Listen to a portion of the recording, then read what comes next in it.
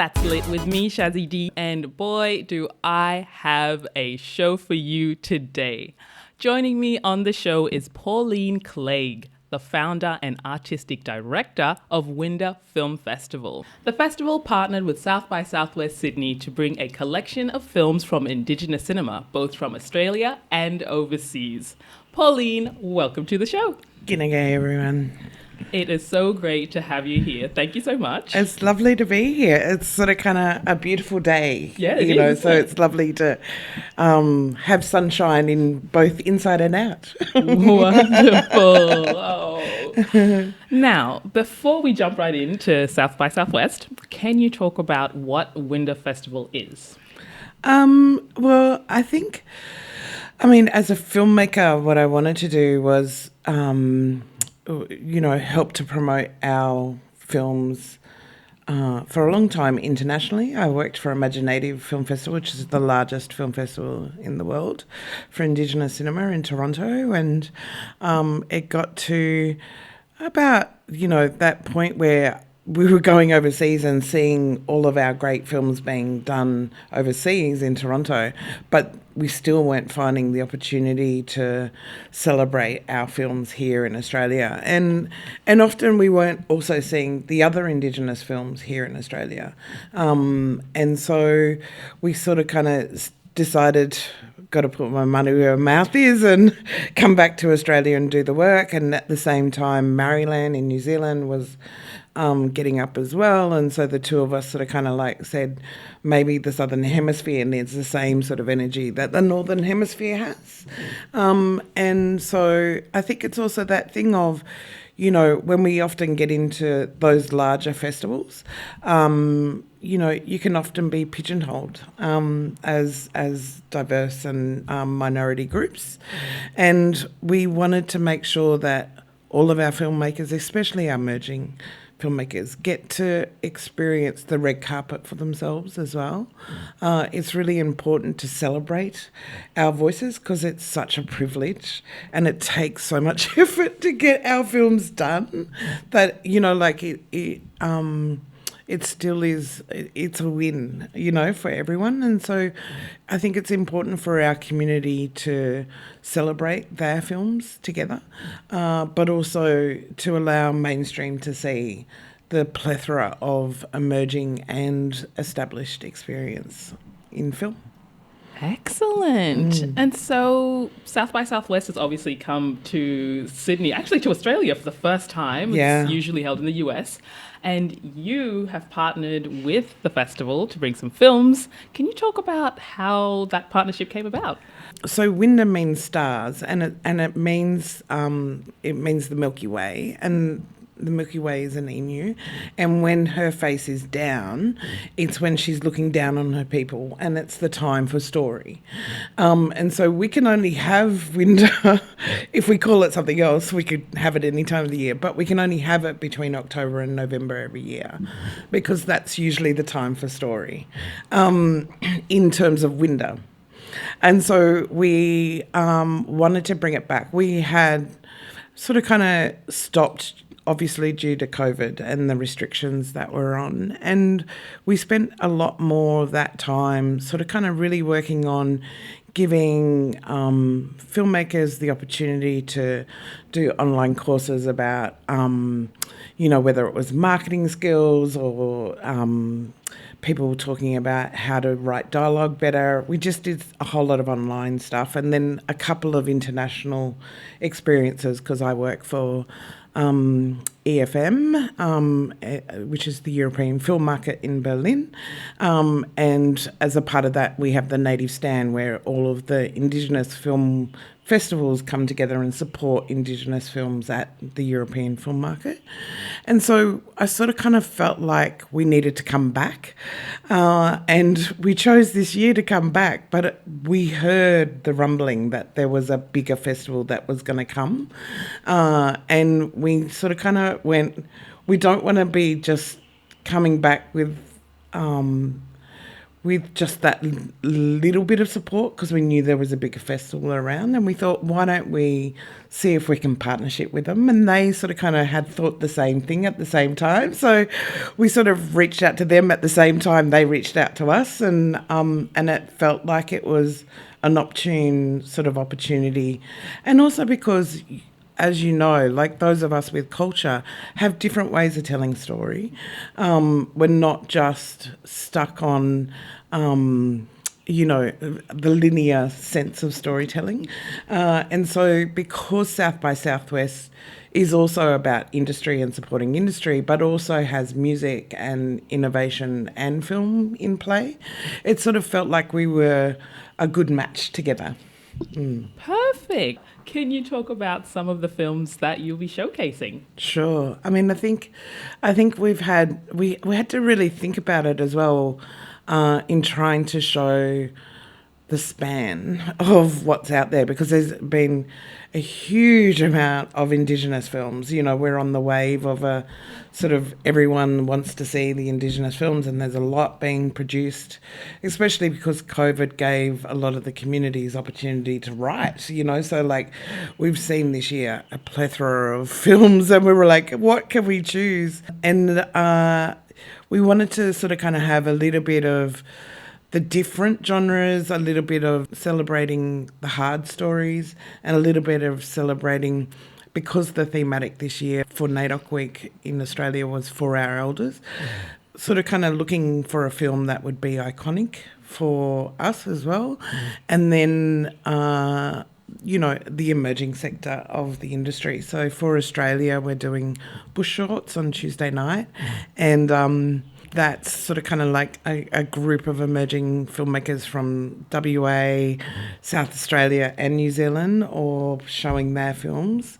Fancy Dance is a first-time filmmaker from America, sort of talking about the missing and murdered Indigenous women's story in a very different slant, from the perspective of a sister and her niece. And so that sort of kind of perspective was really different for us, and we wanted to sort of tell that story without people feeling like they were being, harmed, and because that sort of those sort of stories are really trauma triggering for a lot of our community. Because we have it here as well, like we do in many parts of Indigenous nations around the world.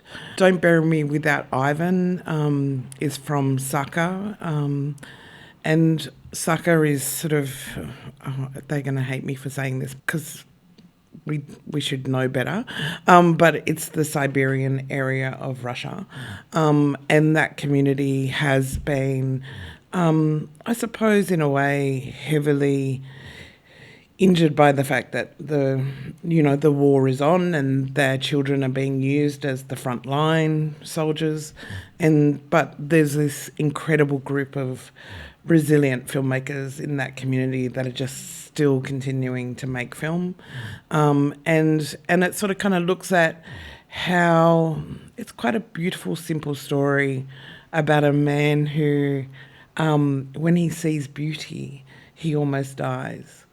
And this ethnograph comes along at the same time, and he recognises that he's not dead, and so he follows this man Ivan around the country to pick up beautiful things from his community for a museum. So it sort of kind of has this sort of like irony in a way, and eloquently done by Lupov, who's the director.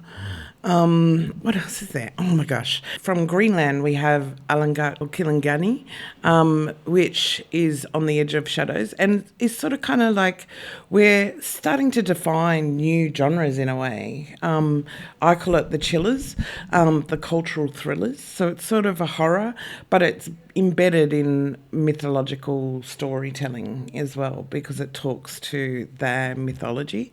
And we just wanted to show that there's these new genres that are coming out and being a part of the space as well, because we have to understand that the narratives may change.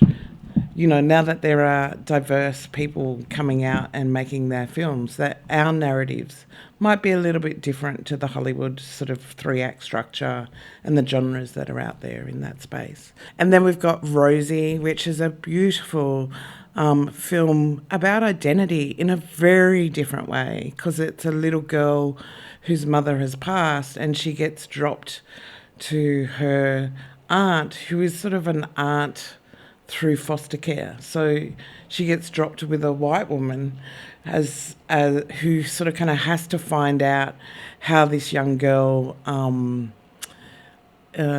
she's dysfunctional to the bitter end. C'est la fille à ta sœur.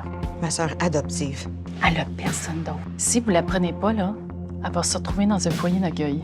Your auntie is so excited to take you home. No. So, what's the plan, Stan? Where's your mom?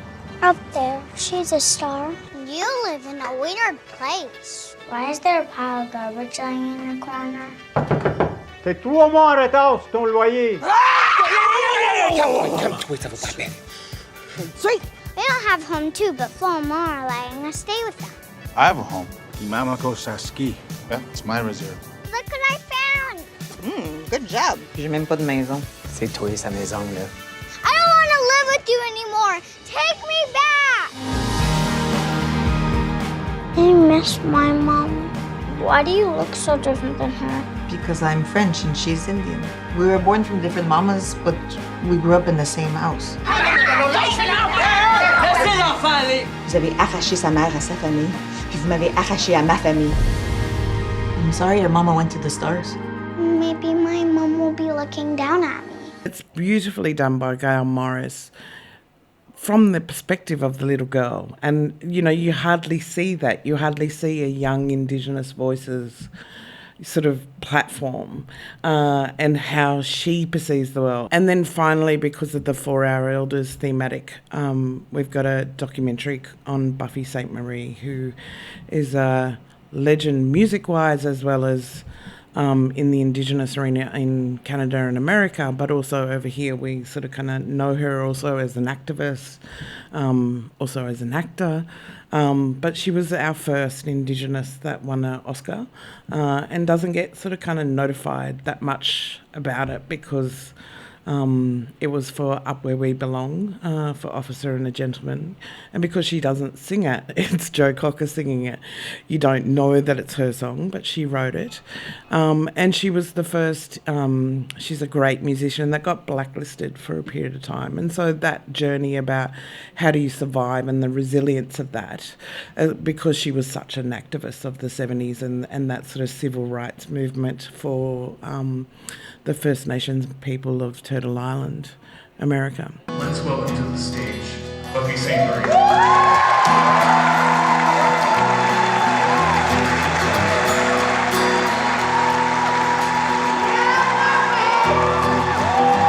I'm cutting my own way through my own day, and all I dare say is it's my own. She was always way ahead of the game. She knew she had a gift, and she was not afraid to share it, show it, be proud of it. When she played, it was hers. The years I've known and a life I've grown, got a way I'm going, and it's my way. She's an icon, she's a 6-time Juno winner, a trailblazer, an Academy Award winner, a companion to the Order of Canada. All of those things come to mind, but they're not strong enough to actually define who Buffy St. Marie is.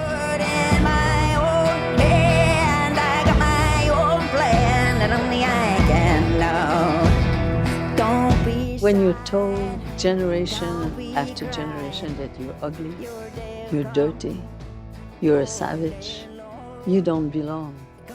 Buffy comes along, tells you something very different.